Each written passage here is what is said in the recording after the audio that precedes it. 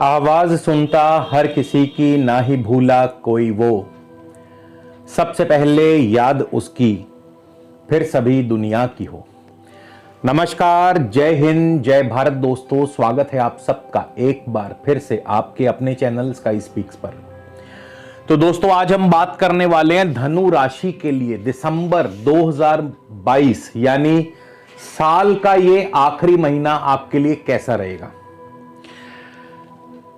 धनु राशि वालों के लिए अगर मैं संक्षेप में कहना चाहूं तो ये महीना आपके लिए बहुत खास, बहुत विशेष रहेगा, क्योंकि इस महीने आप अपने राज तिलक की तैयारी कर लीजिए। सूर्य आपको इस महीने कोई बड़ी बात नहीं कि राजपाठ दिलवा दे, भाग्य का झंडा सबसे ऊपर लहराएगा।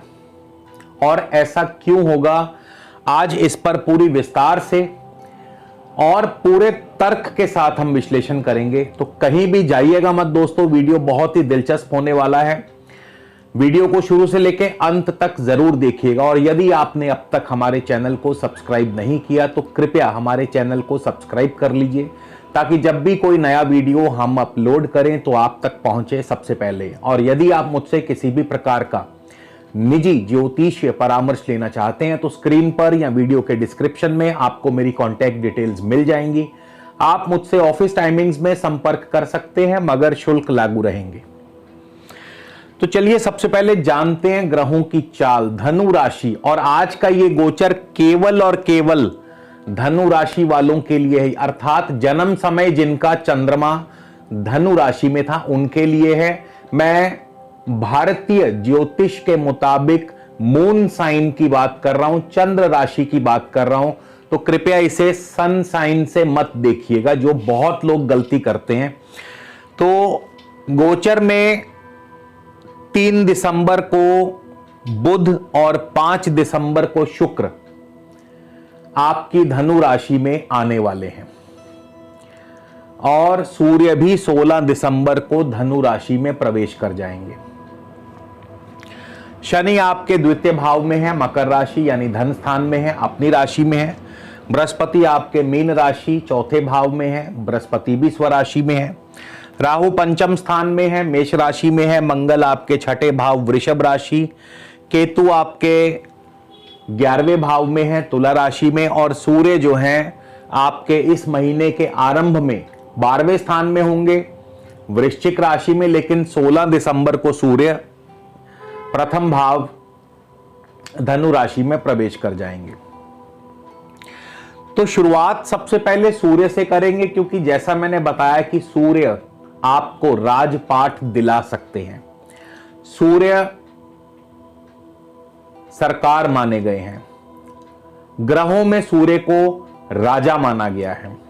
और सूर्य जब भी बलवान होते हैं तो सूर्य हमेशा लाभ पहुंचाने आते हैं। और धनु राशि वालों के लिए तो सूर्य भाग्य स्थान के स्वामी हैं, भाग्य भाव के स्वामी हैं। अगर हम सूर्य के 12वें स्थान की चर्चा करें, देखिए सूर्य अग्नि तत्व के ग्रह हैं और सूर्य 12वें स्थान में है वृश्चिक राशि में।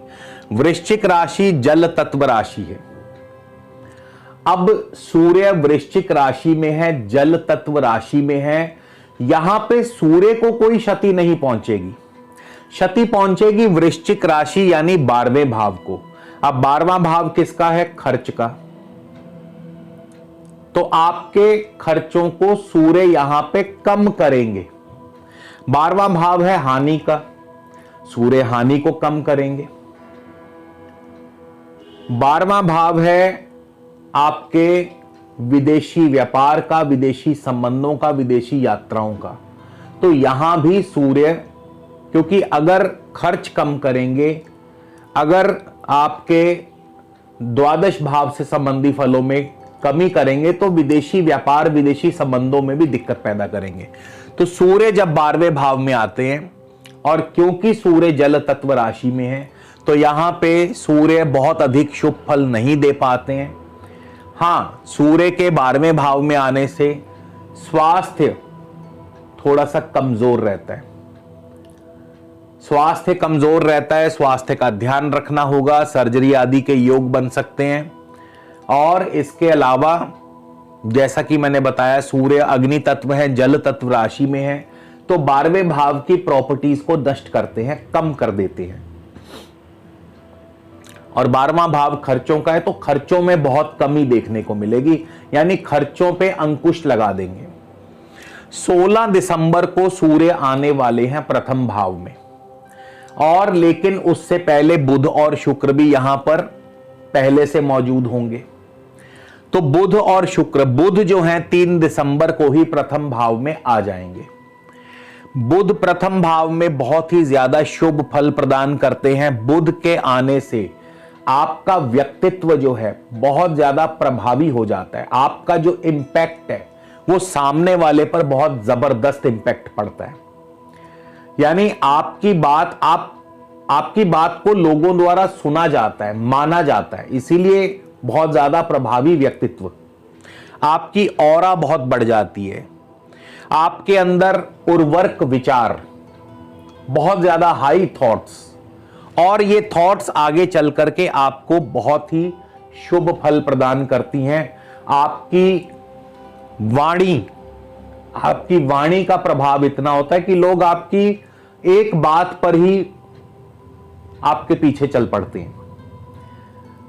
आपकी प्रभावी व्यक्तित्व और वाणी आपको आगे चल के सफलता दिलवाती है। पॉलिटिक्स में, बिजनेस में, व्यापार में आपका प्रभुत्व कायम होता है।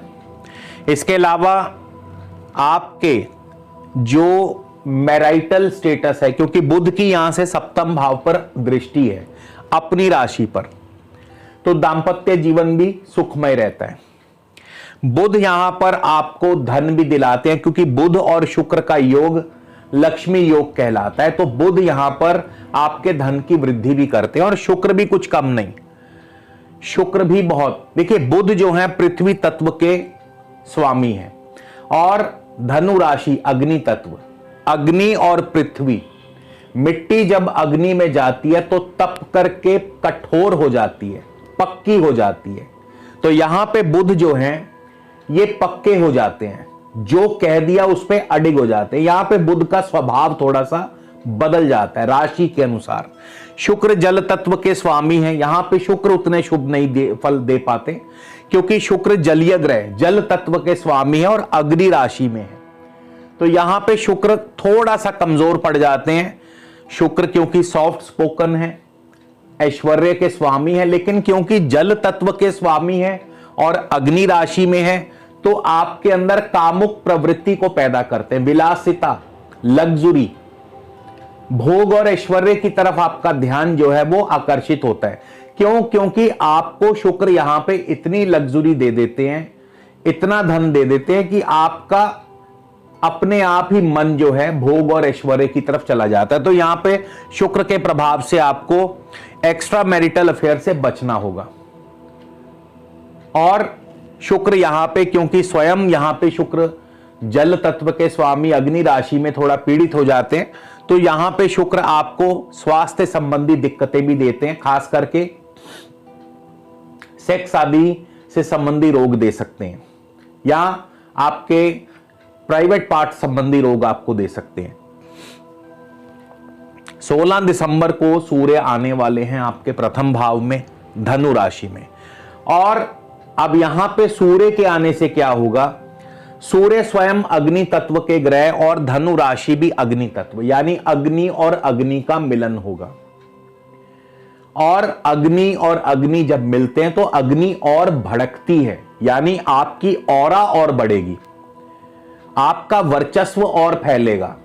आग में आग मिलाओगे तो आग भड़केगी, आग फैलेगी, और अगर आग फैलेगी, सूर्य की रोशनी फैलेगी, तो आपका प्रभुत्व और ज्यादा कायम होगा।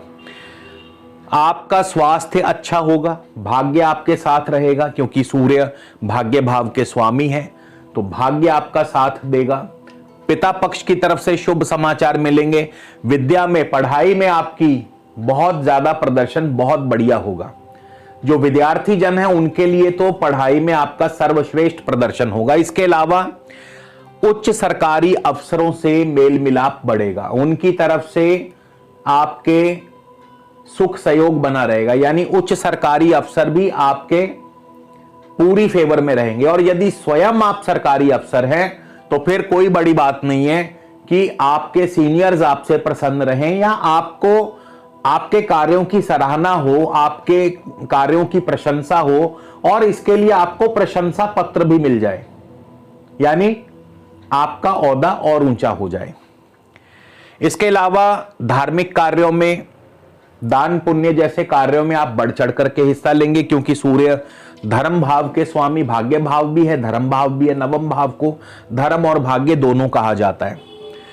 और इसके लिए आप दान पुण्य भी करेंगे, आपका नाम, आपका शोहरत, आपकी कीर्ति, आपका यश फैलेगा और आपको अवार्ड किसी ना किसी बड़ी संस्था से या आप जिस भी संस्था में जुड़े हैं वहां से आपको अवार्ड या रिवॉर्ड भी मिल सकता है।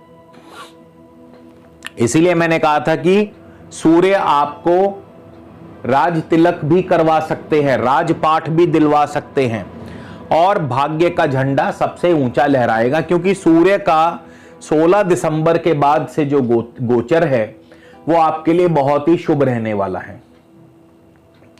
इसके बाद शनि आपके द्वितीय भाव में है। अब शनि जो द्वितीय भाव में है मकर राशि में, यहां शनि अपनी स्वराशि में है। शनि अपनी राशि में है और शनि को हार्ड वर्क बहुत पसंद है, तो हार्ड वर्क करवाएंगे, मेहनत करवाएंगे। इसके अलावा लोहा, लकड़ी, तेल, चमड़ा, शराब, प्रॉपर्टी, इन सभी क्षेत्रों से आपको भरपूर धन लाभ होगा।